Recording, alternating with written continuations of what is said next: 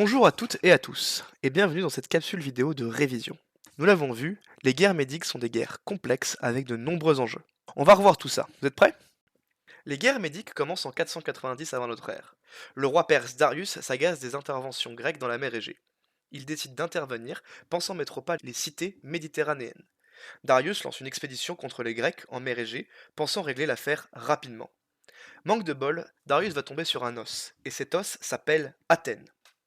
Confiant, Darius débarque sur les rivages grecs à Marathon, sûr de gagner en 2 temps 3 mouvements la bataille. Face à lui, l'armée d'Athènes fait un peu pitié. 2 fois moins de fantassins, en revanche une stratégie plutôt maligne.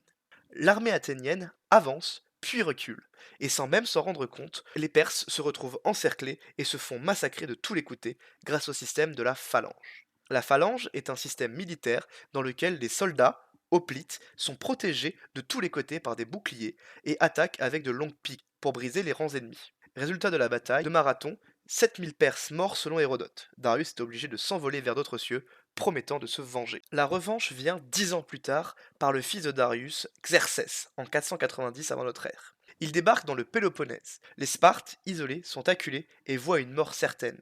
Mais le sacrifice de leur roi, Léonidas, et des 300 aux Thermopyles retarde l'avancée des Perses.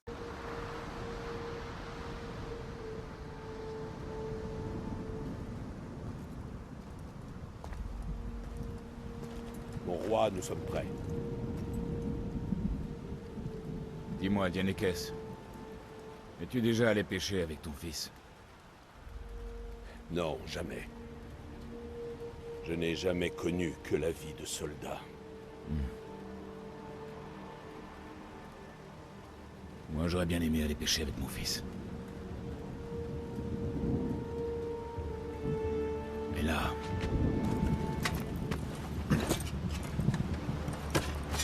un autre sort nous attend.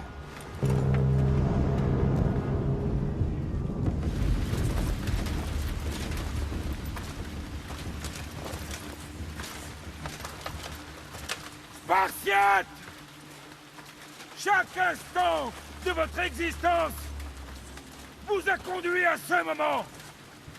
Chaque goutte de sang, de sueur, chaque larme, tout cela vous a mené à l'endroit où vous vous tenez maintenant. Les Perses sont venus ici avec la prétention de nous asservir. J'ai une meilleure idée. Prenons-leur quelque chose, leur sang, pour y baigner nos dieux. Qu'en dites-vous, Spartiates? Pour nos fils, pour nos filles, et pour Sparte!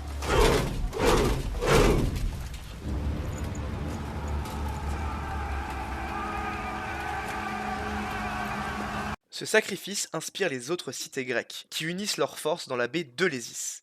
La flotte grecque est composée de trirèmes, de fins bateaux rapides et maniables, idéal pour le combat rapproché, mais bien moins puissants que les immenses vaisseaux perses.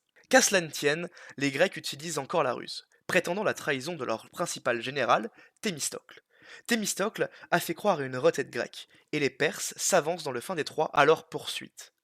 À ce moment, les fines trirèmes grecques se faufilent entre les gros navires perses et les détruisent, profitant de l'espace réduit du détroit.